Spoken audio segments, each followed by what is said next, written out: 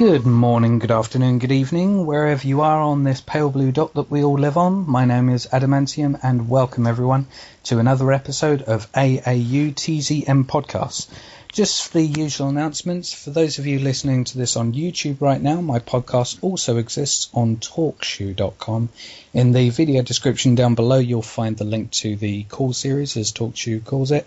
And you can listen to and download it for free in MP3 format, so you can do that there. I also do a podcast for UK Collapse Radio, which I've done for 20 episodes now. And if you go to www.ukcollapseradio.com and you can click on the Adam's Musings tab, and that's the information site for the podcast that I do there.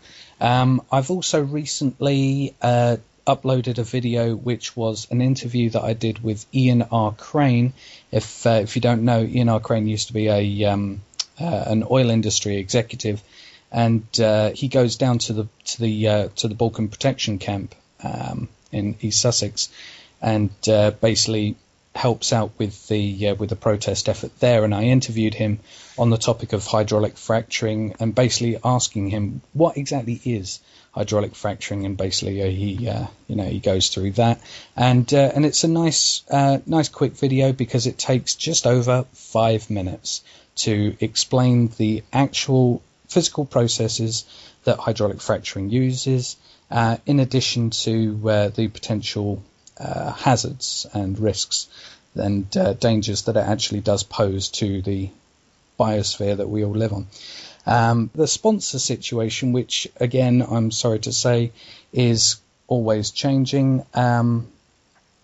It's my unfortunate task to inform you that this podcast was sponsored by Brainwash Towelettes, the optimized cleansing wipe for the human brain, but there has been, let's just say, some complications with the company, and they've been forced to fold and disappear from the global market completely. Essentially, to cut a long story short, there was multiple factors, including a surgeon actually leaving a towelette inside the cranial ridge after surgery, which caused a nasty case of neurological necrosis. There was a group of individuals who launched a smear campaign, because these towelettes should have been available on the NHS and thus for free, instead of being charged, the regular £1,057 per sheet, which I think was fairly reasonable. However, the nail in the coffin was their CEO of the company mistook a pack of them for wet wipes and actually used them on his infant son's dirty behind, thus resulting in a severe fungal infection. So, yeah, that sponsor is no more, and to be honest, I'm glad to see them go. So this podcast is brought to you by the Slap Hat. This ingenious device is paving the way for communicative harmony between people, even though it uses a rather direct approach. Essentially, the Slap Hat takes the form of the headgear of your choice and is worn when interacting face-to-face with a belligerent person. By using an auditory inflection decoder, the device recognizes when a logical fallacy is being committed, and a retractable arm automatically emerges from the hat with a soft end the shape of an open hand, and proceeds to give the illogical person an affirming strike across the cheek. Nothing too drastic, just enough to derail their train of thought. It is also in this time that a vocal processor activates and plays a pre-recorded announcement of the particular logical fallacy that person has committed. There are also upgrades available in the form of either another arm to emerge after, with a small card of the details of the logical fallacy printed on it, so they can take that away and learn from their mistake, or even some rather unorthodox neurosynaptic systems built into the hat itself, which will communicate directly with the nervous system of the hat's wearer and command the wearer's arm itself to administer the slap. However, this is in its prototype phases right now. So to find out more and pre-order your own slap hat, please go to www.slap-hat.com/AAUTZM and enter the code name Adam.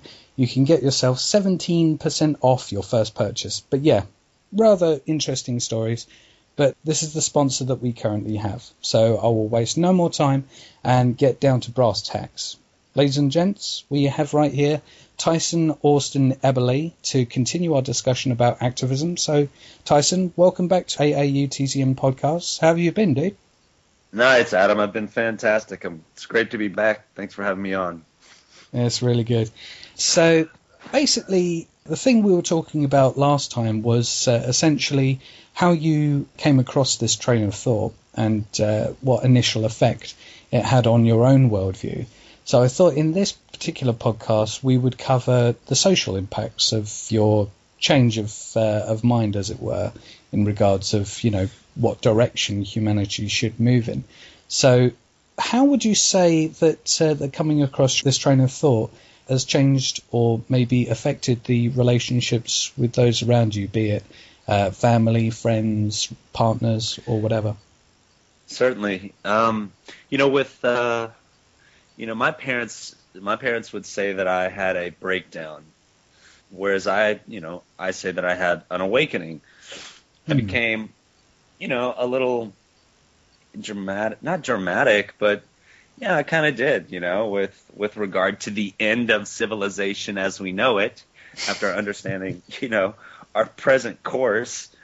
And I dedicated my entire life at that time to getting the word out. So I was definitely like that activist guy that you kind of really was fun to be around at first because, you don't often meet really passionate individuals that are passionate for change.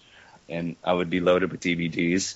But after a while, it would kind of be like, oh, here comes that guy. Because all I could talk. I know exactly what you mean.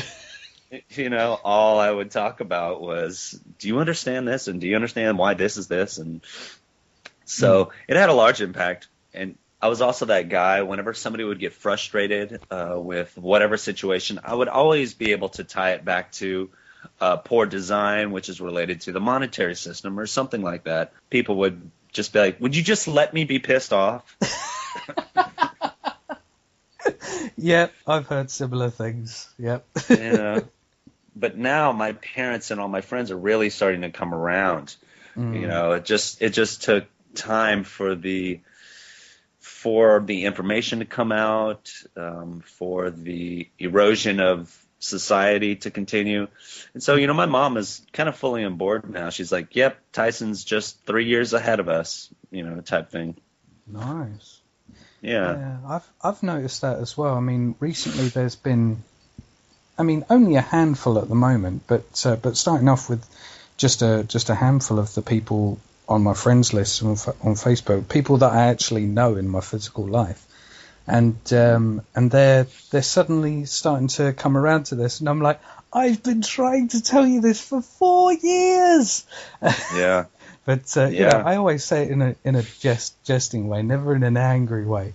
But they're just like, well, some of them have said, well, it's the way you presented it that put me off, and I'm like, okay, but don't you think that that it's the information itself that's important, not the person presenting it? Granted, presentation style has an element to it, but how would you say that? Would you say that people have acknowledged a shift in your methodology, in your approach? Man, my approach, I didn't want to get into too many debates, with people. I would want them to watch the materials. So I walked around armed with DVDs. We had a fancy DVD burner. So it would actually create it would light scribe or laser the labels into the DVD on the bottom. Awesome. Yeah, and obviously the media was on the bottom, but this was a fully automated unit also, Adam. This was really cool. So you put a stack of 100 DVDs on top, and at the end of the day, they would all be, copied or duplicated and labeled for you. Anyway, So I would do that, and then I would want to come back and have the conversation after you've viewed the material. Is kind of the way I would always go. At this point now, it's great because we have so many things that are happening that we can call upon. Technological unemployment is always a real go-to for me. And, Google, I think Nissan has just said that by 2020 they want to have their cars to be self-drivable. Yeah.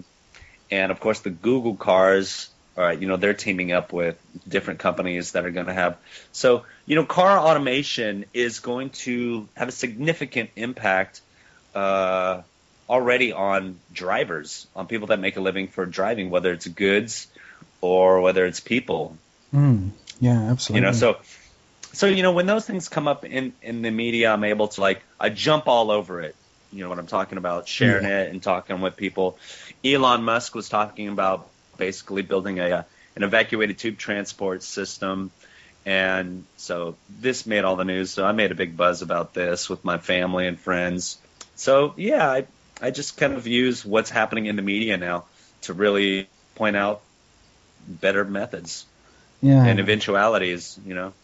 Yeah, because there was a page that was put up on the BBC's website in the technology section, a video of the Venus Project, and Jacques Fresco talking about the design of the circular cities. Did you see that? No, I didn't see that. Oh, right. Well, it was basically a page on the BBC News website, and they put up a page, like a short little blurb and an embedded video that was made specifically for the BBC to basically showcase the circular city and the logic behind its design. Only about, I think it was just about 4 minutes, 20 seconds or so, but I can find the link for it later on to show you. But the interesting thing is that one of the things that clued me into how the fact that some of my friends are starting to wake up, as it were, is that I would post this in a chat with them and ask them, do you have a spare 4 minutes to just watch a quick video? And they'd say, yeah, this is a good idea. We should do this. And I'm like, yeah, this is the same stuff that I've been trying to tell you about for 4 years. Right, And they're right, like, yeah. oh, right, okay, yeah. Well, I think it's a good idea, And I'm just thinking, well, why don't we just do that then? But yeah, it's really cool that you had, these means of getting the message across in DVDs. I mean, I myself burn my own DVDs, but the main thing I give out is leaflets. I mean, have you found that giving out DVDs is more productive than giving out leaflets, or how have you I've just never done leaflets, but I actually think leaflets is probably a better way to go, because I think maybe one for every 10 DVDs I give out, one is watched within that day or week. Yeah. And possibly, 50% of them are never watched.